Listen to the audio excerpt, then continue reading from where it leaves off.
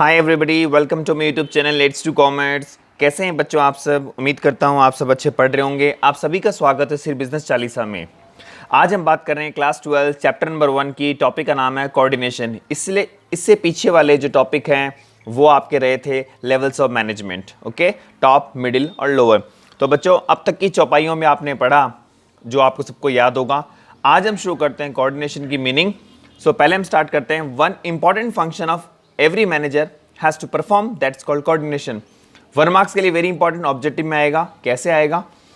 एक ऐसा फंक्शन जो हर मैनेजर को करना पड़ता है वो है coordination.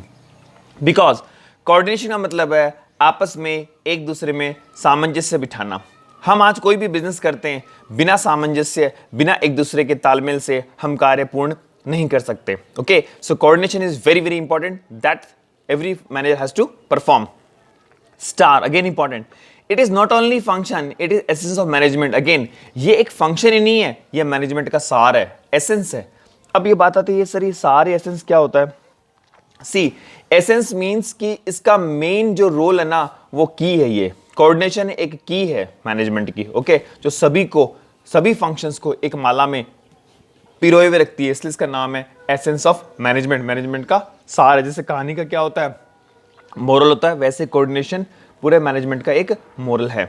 Okay, it is a process by which manager synchronise the activities of different department is known as coordination. Again अलग अलग डिपार्टमेंट्स को सभी को जोड़ देते हैं, सभी को सारे फंक्शंस को जोड़ने का काम कोऑर्डिनेशन करती है।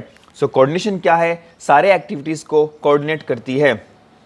ये एक फोर्स भी है। कई बार क्वेश्चन आता है ऑब्जेक्टिव में क्या है, ये फोर्स भी। अगेन 1 मार्क्स के लिए वेरी इंपॉर्टेंट। ये base function again very important. So यहां पर 1 मार्क्स के लिए बहुत बहुत इंपॉर्टेंट एक वर्ड अंडरलाइन कर रहा हूं, वेरी इंपॉर्टेंट, सिंक्रोनाइज।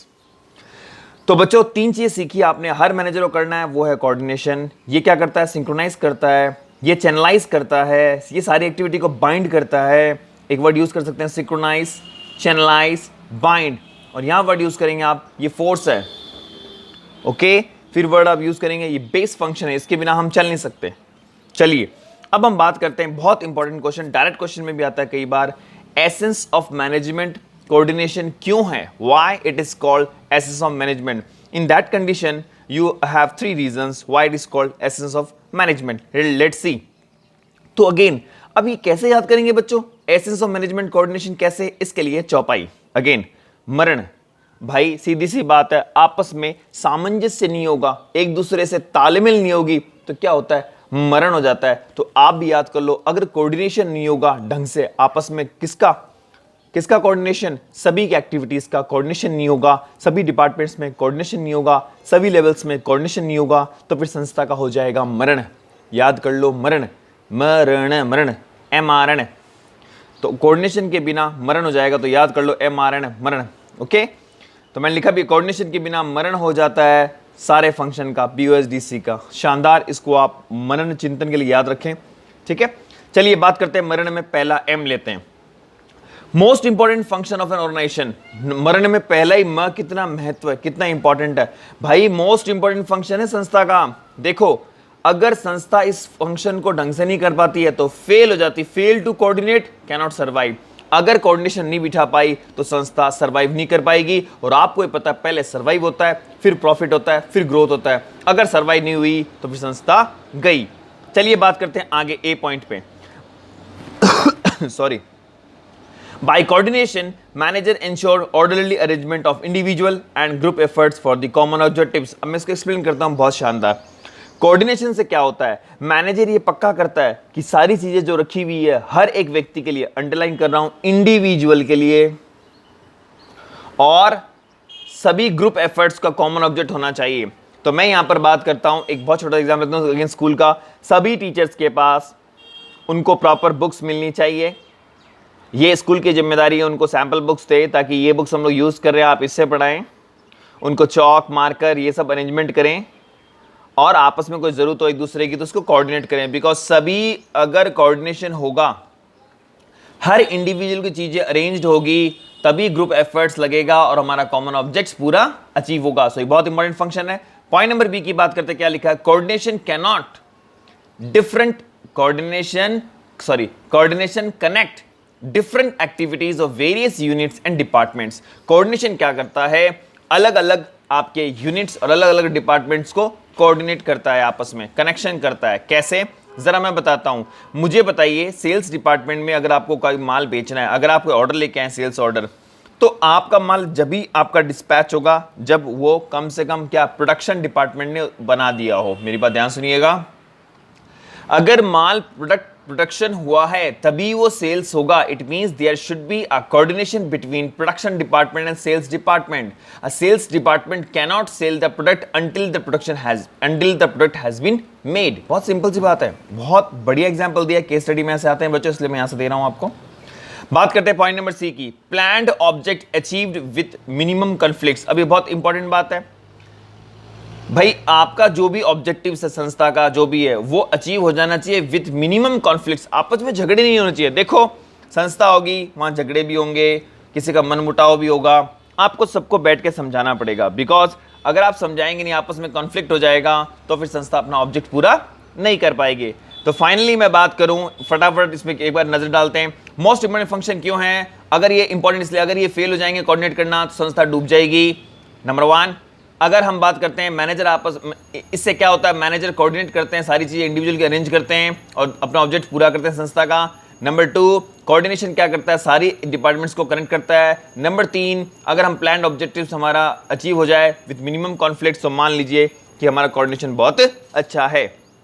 इसी के साथ हमने फर्स्ट पॉइंट मरण का एम कंप्लीट कर दिया है। अब बात करते हैं आर पॉइंट की। आर से क्या है, रिक्वायर्ड एट ऑल लेवल्स। ये क्या है, तो required at all levels, underline कर रहा हूं। लेवल मतलब आप पढ़ चुके हैं बच्चों पिछली वीडियो में, 3 लेवल होते हैं, टॉप, मिडिल और लोअर। तो ये वही कह रहा है, बहुत सिंपल सी बात है, कोऑर्डिनेशन सभी लेवल्स में लगता है। आइए बात करते हैं first, top level integrate all activities of organisation. Top level सभी एक्टिविटीज को इंटीग्रेट करता है, मतलब इकट्ठा करता है, चैनलाइज करता है। मिडिल लेवल की बात करें तो बैलेंस करता है सारे डिपार्टमेंट्स में, क्योंकि टॉप वाले को तो क्या पूरी संस्था का ध्यान रखना पड़ता है, ऊपर से लेकर नीचे तक। मिडिल लेवल की बात करते हैं तो आपस में डिपार्टमेंट्स को बैलेंस करता है, sales department to purchase department. Lower level की बात करें तो वो एक्टिविटीज जो भी आपस में वर्कर कर रहे हैं उनको इंटीग्रेट करता है, बिकॉज सब वर्कर छोटा मोटा काम कर रहे होंगे। जैसे मैं एग्जांपल लेता हूं, अगर हम बात करें कि सपोज पेप्सी की बोतल बन रही है प्लास्टिक की, वहां पे तो कोई ढक्कन बना रहा होगा, कोई उसकी प्लास्टिक का बना रहा होगा, कोई उसका रैपर बना रहा होगा, तो you have to integrate all the work which is being done by worker. So यहां पर बच्चों आपका मरण में एम खत्म हुआ, आर खत्म हुआ। अब हम बात करते हैं एन की, मरण एन। चलिए बच्चों,